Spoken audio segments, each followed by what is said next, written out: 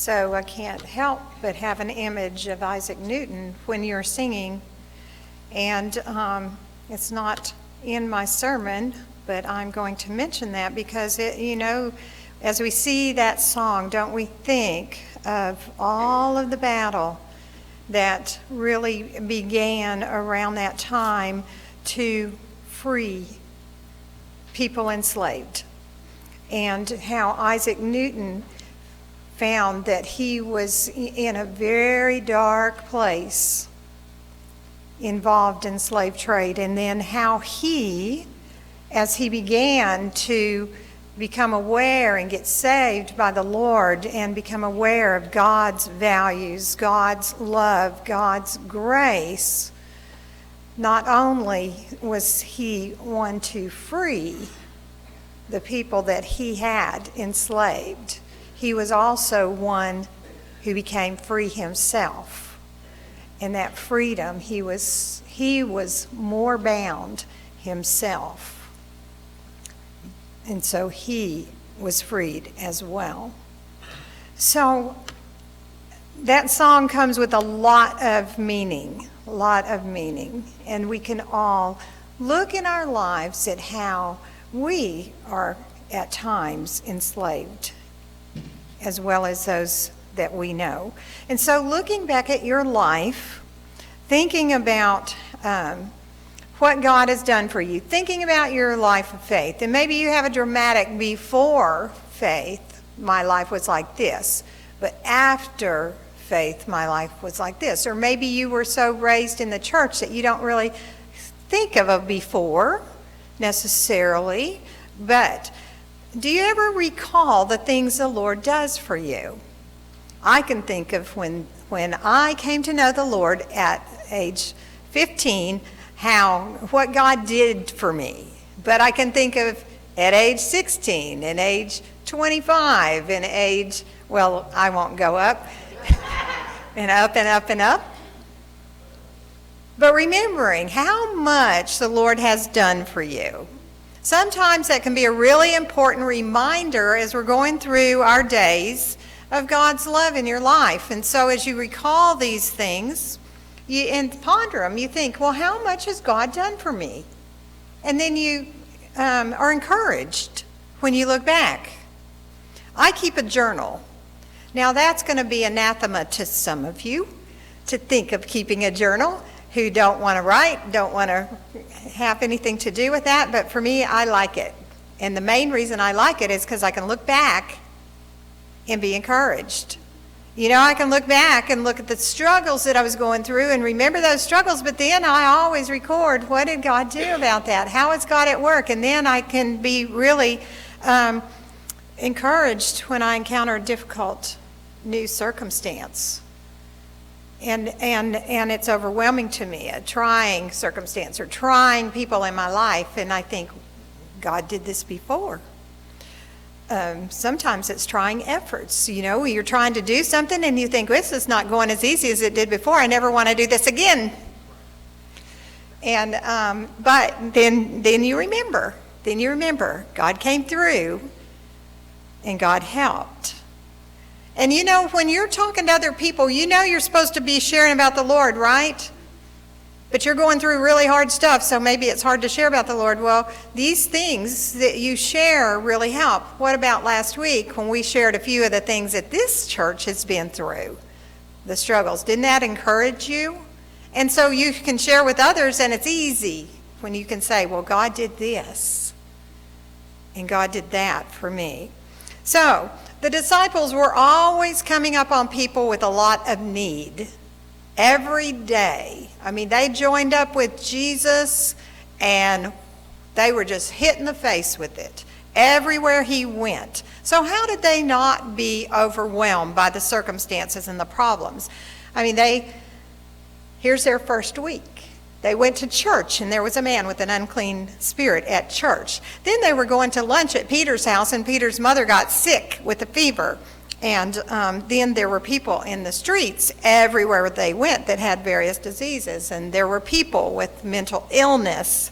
And there was a man with leprosy. And then there was a man who was paralyzed. And that was the first week. That was Mark 1. Oh boy, it's going to be a long book. So what kept the disciples encouraged? So we're going to talk about a story today in Mark 5. And so immediately before that story that we're going to talk about, the Lord did something extraordinary for the disciples. It's one thing when you watch somebody else get healed, or you watch somebody else have an answer to prayer, but you still might wonder in your head, well, what about me? What about my problem? Does God care about me? It's very easy to live right there. So problems in life naturally bring us to the place or to that place, and rare's a person that's all the time knows that God's just wonderful and God's going to work on your behalf. Rare is that person. Today we consider how to raise our trust, that God really does indeed care, that God really is listening, that God wants to act on your behalf, and that God sees your problem and wants to help. So after all the stresses of week 1, this is what the Lord did for the disciples the night before our story begins. The disciples were out at sea. It was evening. A windstorm came up. Their boat was being swamped, and Jesus was in the stern asleep. The disciples woke him. Don't you see we're perishing here? He got up. I don't know if he literally got up, if he just raised his head, blinked a little, or if he got up and went to the edge of the boat. But he looked around and he said, "Peace, be still." The wind ceased. This huge, dead calm came over everything. And Jesus looked at them and said, "What's the problem?" That's my interpretation. What he really said is, "Why are you afraid? Do you don't have any faith yet?" Sort of, kind of like that. He seems to be saying, you do not have to be so anxious about God's care. God will take care of you. And so now we're going to talk about getting to that place. Getting to that place. So they went on. The night was over and they landed on the shore, and here's what happened the next morning. So they landed and they disembarked on the far side of the sea at Gerasenes. And that was Gentile territory. It's across the sea from where they lived. And they were immediately met by a madman. The man came from the cemetery that was near the edge of the lake where he stayed. He stayed there because the townspeople couldn't handle him. The townspeople had tried to confine him, tried to deal with him.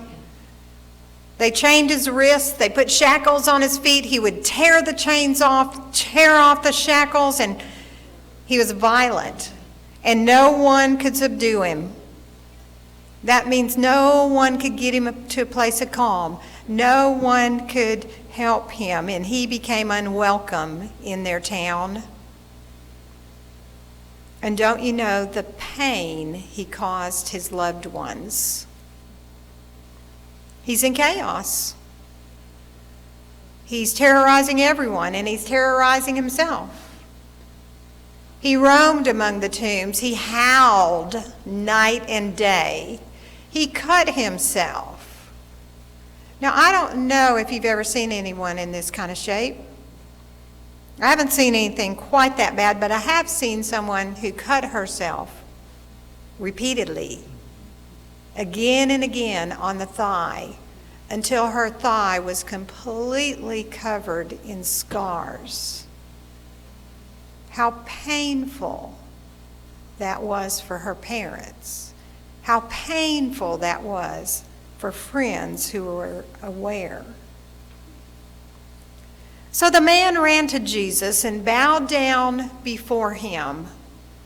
And he shouted at the top of his lungs, "Why are you interfering with me, Jesus, Son of the Most High God? In the name of God, I beg you, do not torment me." For Jesus had already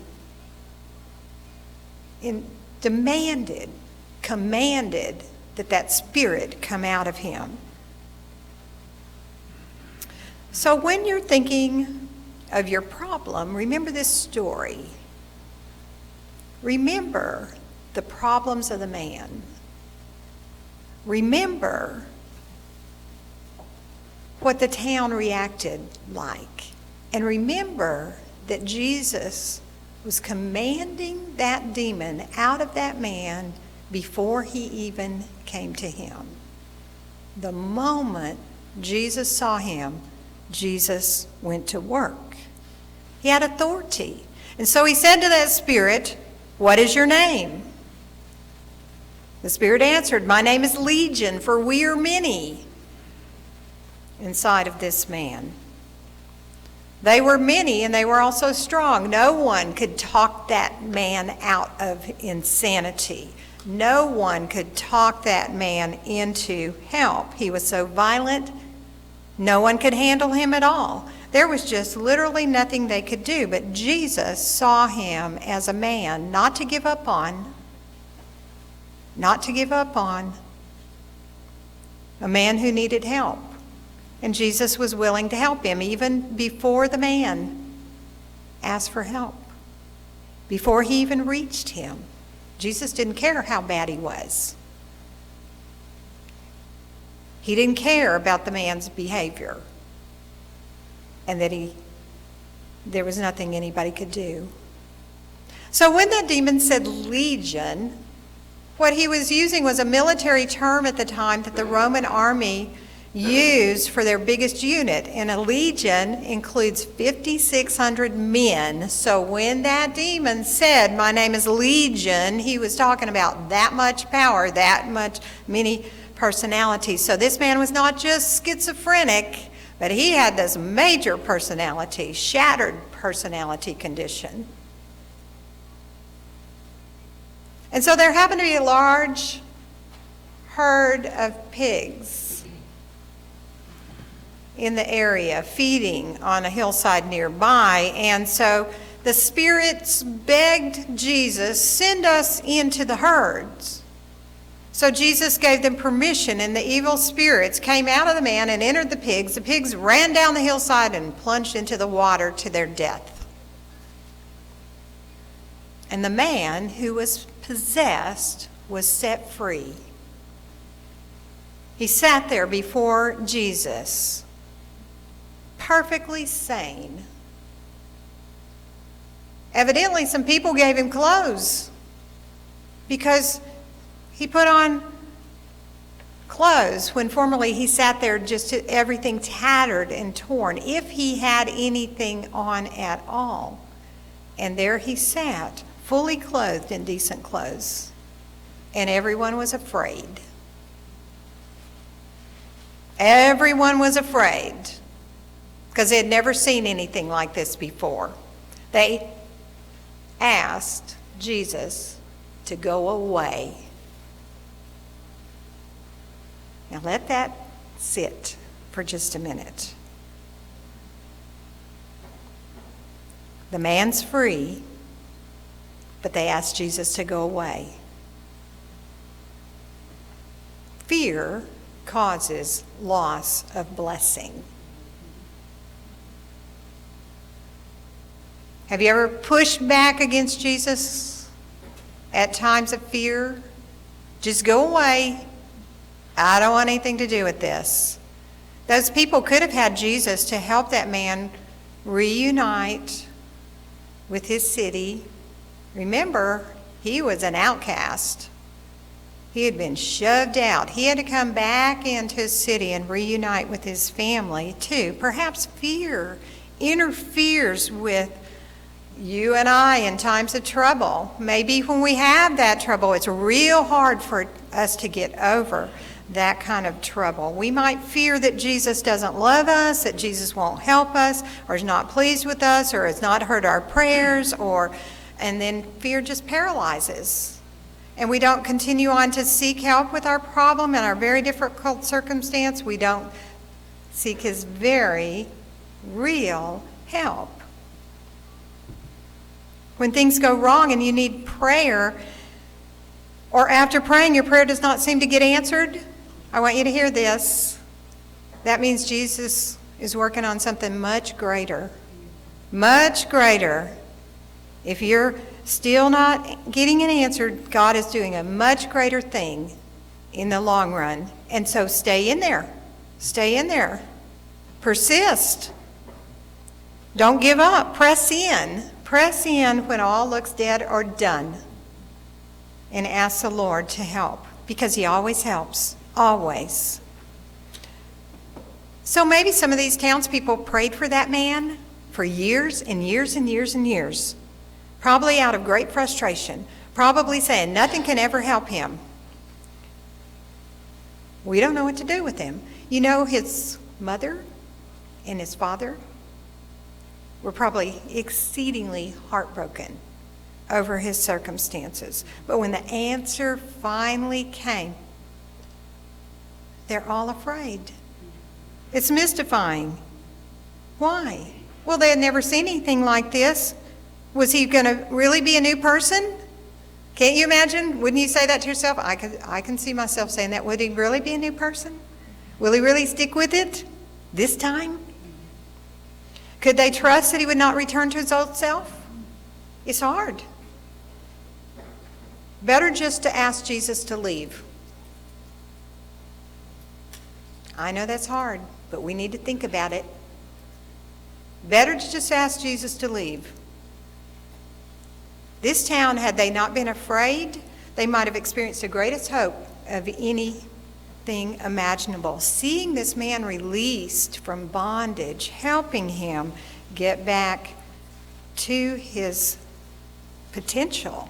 So, there was their neighbor sitting before Jesus, sane, not howling, not struggling, dressed and in his right mind.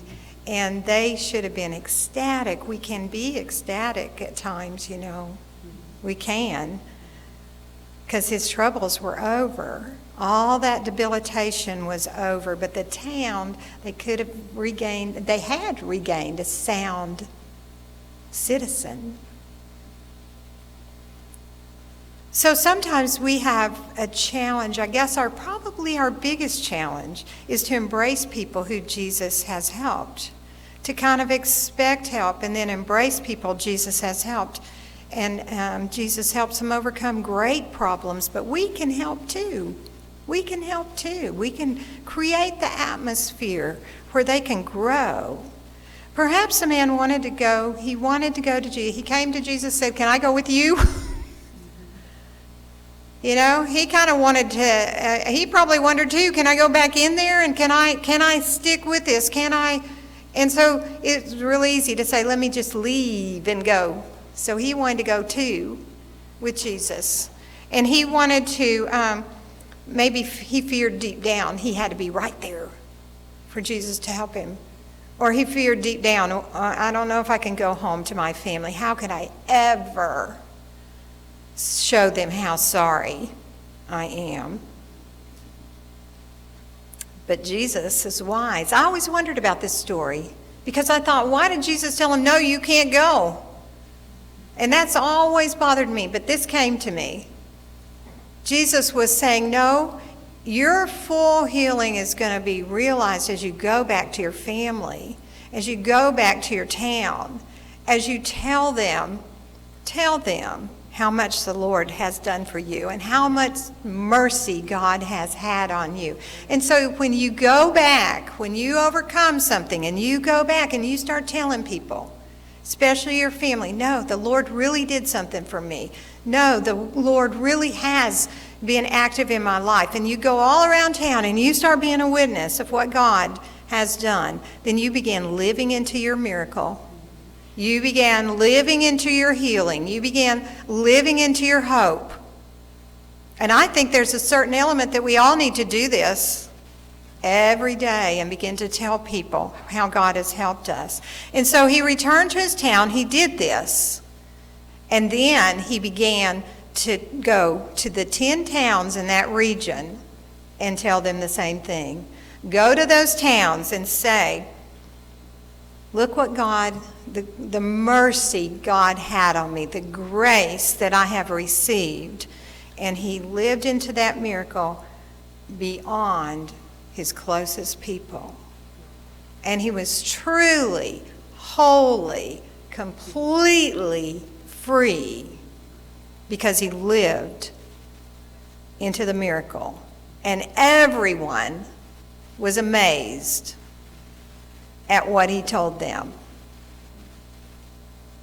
So as we go out, knowing how the Lord has saved us, knowing how we've overcome, either we're going to be asking the Lord from this sermon today to help us overcome, or we're going to be going out and talking, and we're to give everyone a second chance. Everyone that has struggled, everyone that has caused you pain and caused you problems, a second chance. So are you praying for a miracle in your worst nightmare? Amen.